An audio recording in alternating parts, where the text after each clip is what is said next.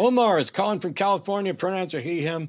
Omar says, I want to make my case for the first cause argument. Okay, go ahead, Omar. Welcome Yeah, to the show. thanks, Matt. Yeah, basically, I'd say based on the first cause argument, I would say that monotheism is rational and atheism is irrational. Okay, So let's assume that basically, yeah, we agreed with mhm, you right from the get-go that there must be a first cause.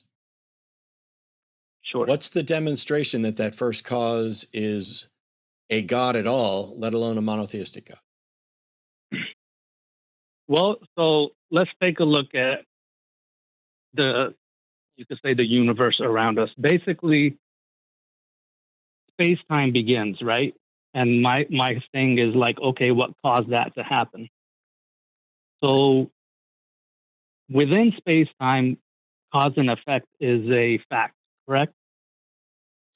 We accept the causality model that we currently understand. It doesn't mean that it's universal, that it's inviolate, or that there aren't other models of causality. As a matter of fact, within philosophy, there are a couple different proposed models of causality. But yes, within the universe, cause seems to precede effect and serve as a foundation for it. But my question was, if we agree with you that there is a first cause, what's the demonstration that this first cause is a god, a thinking agent? Well, so there's a few things that we could say about this first cause, and that is that this first cause itself cannot be cannot be dependent upon the existence of time, which is to say it's Okay. timeless, which is to say So it's eternal. no, Hmm. no, that's not what that means. So we're prevented Hmm. from looking outside of space-time. Yeah. And so we What? don't know if there's a meta time or a meta space. But if there's only this time, then how Hmm. much time has God existed for when reality didn't exist? Well, God is eternal, so that That's not what I asked. that doesn't make sense. How much? That's not what I Hmm. asked. See, you keep not answering the question that I'm asking. So let's Yeah. assume that there is not yet a reality and the first cause exists. We're not yet to it being a God. How long has that first cause existed? But time does not apply to that first. Correct. What do you call something that exists for zero time? What do you call it? Non-existent. Non-existent. Existence No, requires but we time. know If it it's exists. something, no, no, no. But we know it. Existence, no, no, Mhm. no. Existence requires time. If something exists for zero time, it is identical logically to something that does not exist.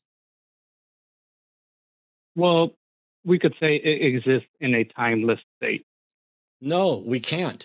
That means that everything that Mhm. does not exist at all is Mhm. equivalent to the first cause that you're saying. Because let's say, just for example, that a pink Mhm. unicorn that farts pixies and snorts cocaine off hookers on Jupiter does not exist. Mhm. It would be ridiculous to say Okay. that that thing exists in a timeless state, wouldn't it? So, well, I'm coming at it from like, all right, I'm within sorry. space That was a time. question where Mhm. I presented something and I I said it don't. would I be don't really ridiculous. understand the question. Mhm.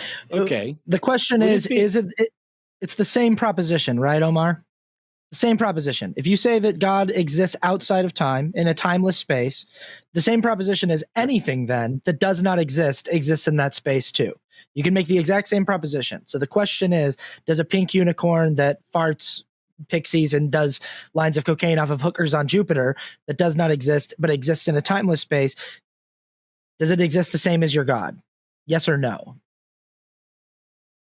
No, how do you because know? Why? you said it's a pink unicorn. Well, because you Yeah. gave it description, so you would have to demonstrate those things, No, sir. Oh, so you right? This You have is to the demonstrate problem. This is it. the problem. No, Mhm. just because I gave it characteristics does not mean I have to Mhm. demonstrate that those characteristics are real. I specifically picked something that none of us believe exists, and none of us believe ever existed or ever will exist. It might, but so far none of us are convinced of that. And my point is, if we define it as not existing, it would be ridiculous to say that it exists in a non-temporal state.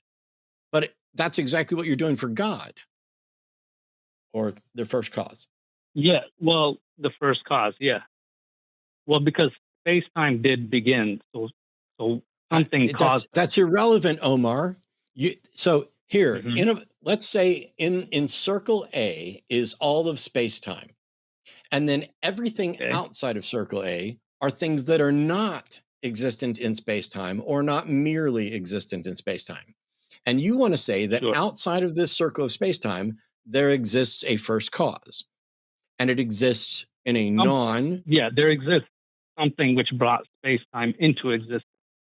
Omar, I don't need you to interject something that I've been correcting for 20 years. I need you to listen because you're the one that said you don't understand. Mhm. I know the argument, and I know you're claiming it brought space-time into existence. We're not to that point yet. We're on, does Okay. existence require time? So in the circle of all things that exist within space-time, outside of that Within circle, space-time. oh my fucking Mhm. God,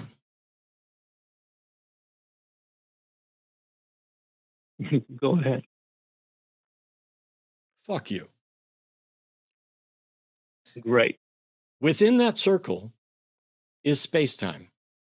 Outside of that circle is where you want to put God. And I'm saying we could also put that pink unicorn there. We could put a married bachelor there. We could put any number of things that do not exist. Right? I can't make that claim about outside the circle. Why? The only thing Why can you the make the only claim thing I about your could God? say, No, you can't make any claim about outside the circle. And you are now I trapped can in exposing, shut up. You are now trapped in exposing that your first cause has no evidence for it, exists for zero time, and you have no way to declare that it is in fact a God with will or agency. And so your first cause argument, even if we were to concede that there must have been a first cause, which is what I did at the beginning, the issue is you have no way to demonstrate that that first cause is a thinking agent God that did things with any purpose or intent. But Austin wants to get in, and I should shut up now. No, I was basically just going to say that. That's it, Omar. Is like you said, I can't say that any of those things exist, and that's just it. That's it. You're right. You well, can't say that any of those things that exist in a timeless space. You can't, but for some reason you are willing to set all of that aside and make an exception for whatever version of God you believe in. And it's functionally no different from any of those other things. The married bachelor, the pink unicorn, whatever. Leprechauns, gremlins, whatever. But for some reason you're making an exception for your God. And you admit so it's here's something. Mhm. Okay, go ahead. Yeah, so here's the thing. I can make claims about the things inside of Circle A, correct? Sure. Yep. And one of the claims I can make is that whatever brought Circle A into existence, it itself cannot be dependent upon the existence of Circle A. I can make Okay, How that do you know that claim. anything? I'm going to interrupt here because this is important. You Mhm. called in to say you were making a first cause argument, and now you're making an Yeah. argument from contingency. Those are two completely separate things. Would you like to address the first cause argument or just concede that and move on? Well, I don't know why the fuck you felt that it was necessary to interrupt me there. Would you like to concede the first cause argument and move on to the contingency argument, or would you like to stay with the first cause argument? I'd like to just make the argument I'm making. I don't know maybe it's not called the first cause. Maybe I got that wrong. I don't know what the name of my argument is, Okay, so but if you I'm don't just, know the difference, Mhm. if you don't know the difference between a first cause argument and a contingency argument, why should we care what you think? Because I'm still making the argument. regardless of what it's called. You don't even understand the arguments. I may not know the name of the argument, but I do know my argument. Okay. What is your argument? What's your argument? Have you not already stated it, or Yeah. What is your argument? Well, so my argument is that we take circle A, as you explained, and my argument is that my argument is, okay, anything inside circle A is subject to cause and effect. So whatever brought circle A into existence, I can say that thing cannot be dependent upon the existence of circle We don't A, even, but the problem is, right, but the problem is we don't even know that there was a thing that brought circle A into existence.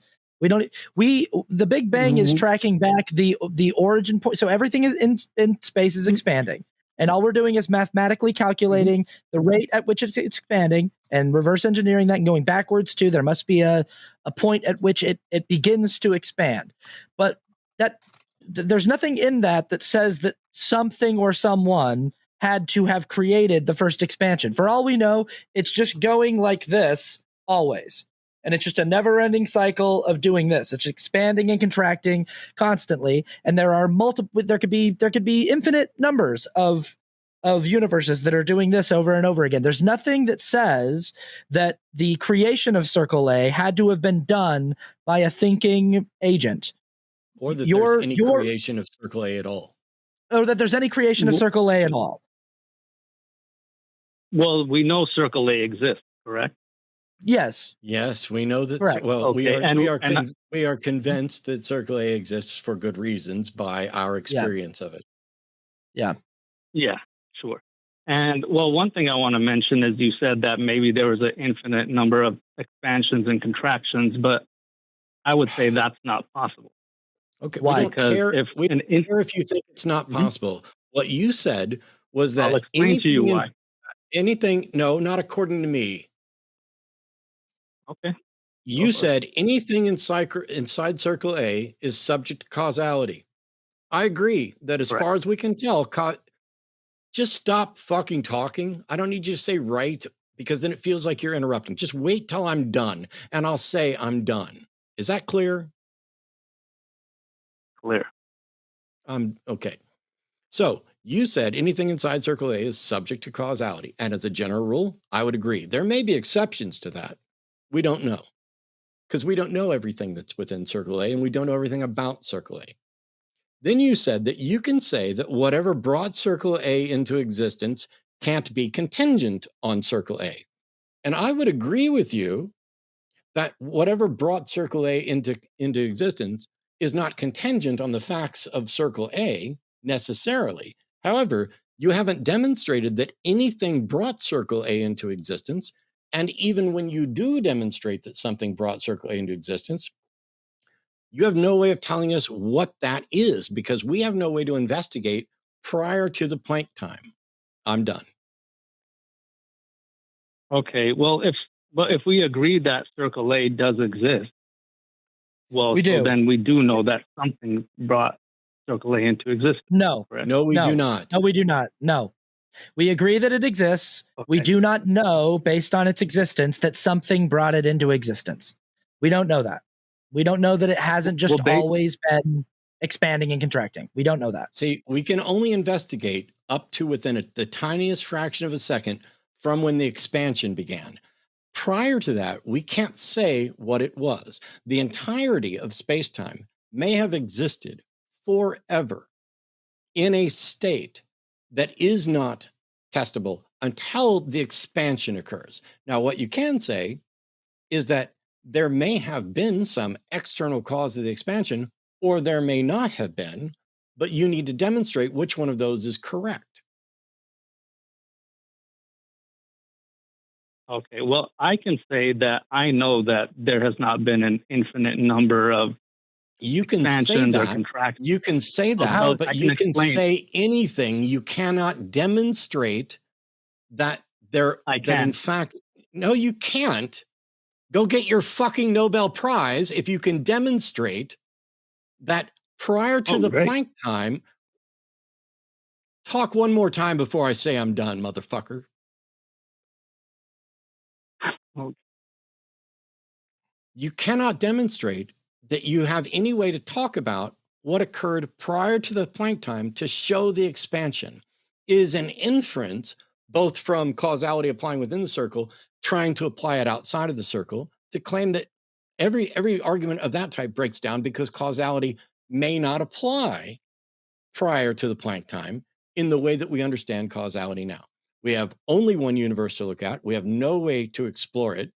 This is why it is an actual problem within philosophy, within cosmology, within causality. And yet you, Omar from California, think that you can solve this. You can get your Nobel Prize. If you can, I'm done. Okay, well, I'll explain to you why I can say that I know infinite space-time could not precede us. The reason I can say that is well, no, Omar. That is not what I said at all.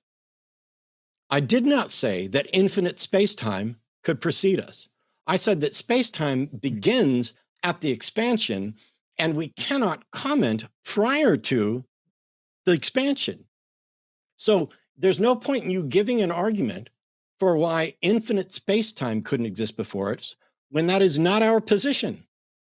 Also, what's weird is your contention about God, the God that you believe in, is that your God exists in a timeless space. So you believe in like the theoretically infinite being that exists outside of space-time, but you're saying that you can demonstrate that there's no possible way that there could be some sort of infinite space-time outside of the origin point of the expansion.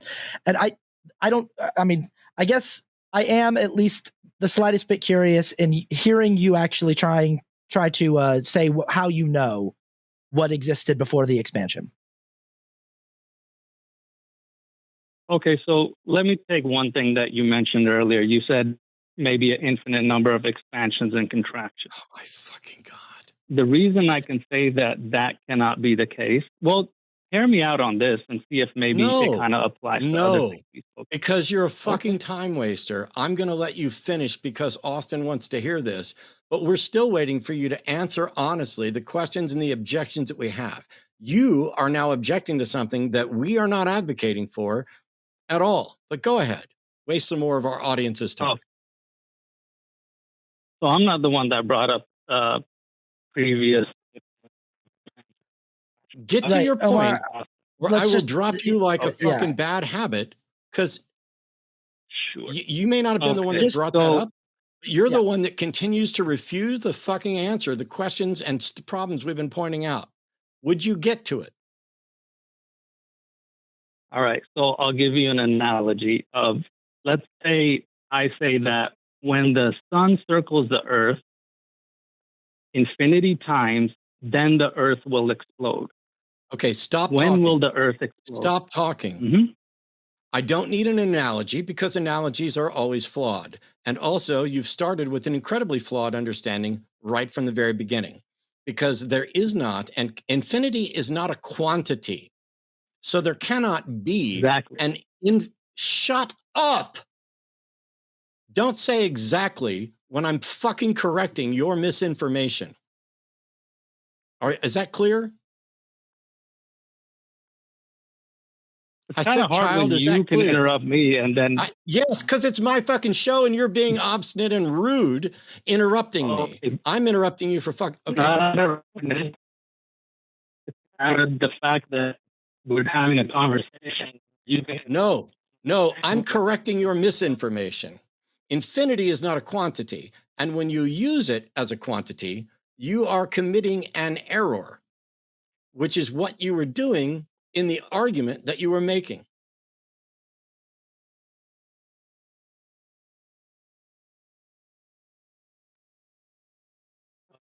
Omar, are you there? So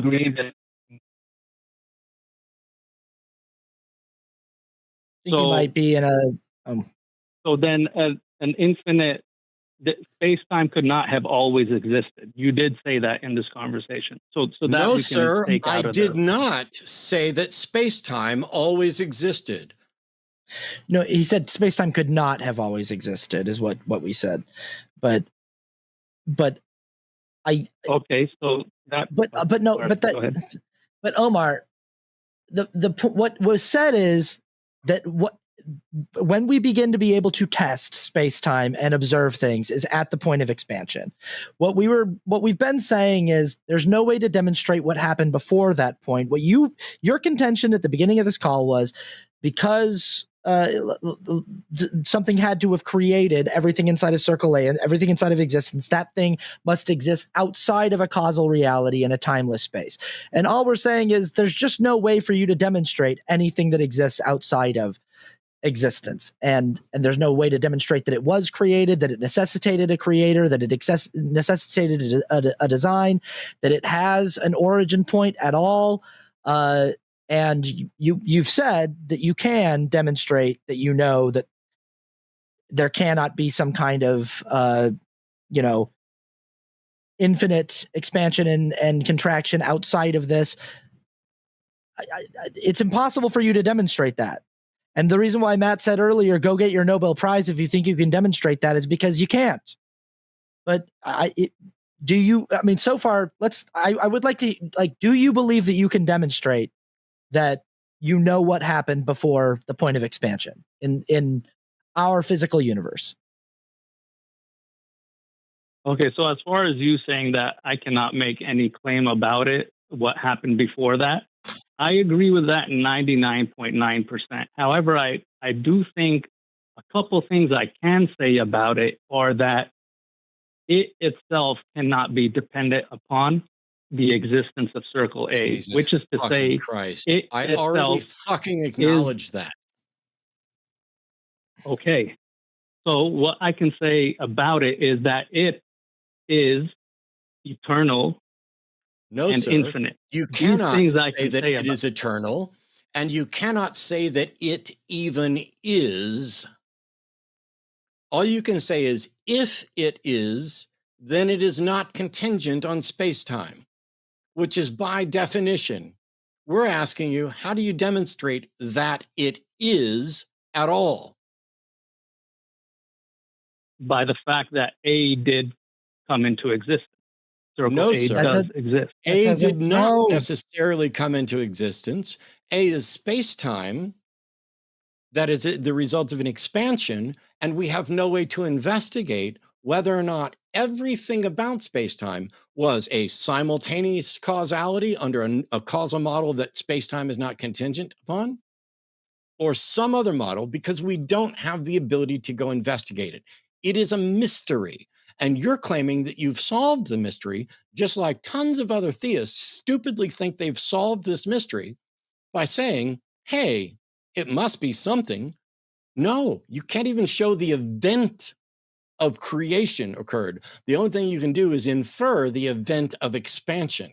If you want to say that something had to cause the expansion, fine. I don't know how you can demonstrate causality absent space-time. But also, since you can't explore prior to the Planck time and you have no other universes to investigate it, I don't see how it's possible for you to even say there is a cause of space-time, or how you could conclude that that cause is a thinking agent that willed space-time. Because that action of, I want to do this, and then I do this, is necessarily contingent on time. There has to be time to act. Okay, so we do agree that space-time began, correct? Do we agree on that? No. It has a beginning point? Okay. The current cosmological model has the universe expanding, and space-time, as we understand it, originates with that, the space-time that we experience. Whether there's other space-time or a meta space-time, we don't know. We don't know if there is no space and no time out there, and then you get a concurrent causation. And we don't know if there's, like, for example, we are the Sims running on a 486 DX, with this clock speed. And then there's a meta reality that, somebody else inhabits that has a different space time. And therefore that they are causal there. We don't know. And you're claiming that you do know, and I'm wondering where your Nobel Prize is.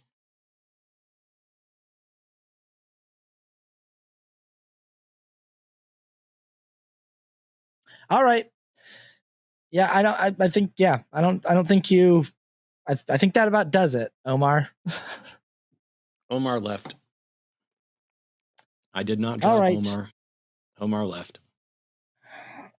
Omar did a thing a few times that is always interesting to me. Like, like at one point, I think you told him "fuck you," and he laughed, he chuckled, which I think is just sort of maybe like a nervous response. But I think sometimes people who call in think that they're doing something when they get any kind of emotional, it's like you're not achieving anything by doing that. You're not scoring points in the argument. You're not, I think sometimes when I debate with conservatives about politics or about, with theists about theology, when they can't demonstrate their case, they will sort of lean on this thing of like, well, if I can frustrate you, then I will call that a win. And it's like, what a weak, pathetic, like how embarrassing to have a worldview where the best you can hope for in an argument that you're voluntarily participating in is, well, if I can't demonstrate my position meaningfully or substantively, hopefully I can at least just make you raise your voice more than mine, or, or flummox you more than I'm flummoxed. And it's like, I just think yeah. Yeah, I'm definitely not doing as well today. I'm maintaining my zen, as somebody pointed out in chat. You're right. Doesn't mean I'm going to stop trying. Hey, if you liked that clip, you'd love the whole thing. Hit like, subscribe, leave a comment, patreon.com/calltheline. That one sucked. Use it.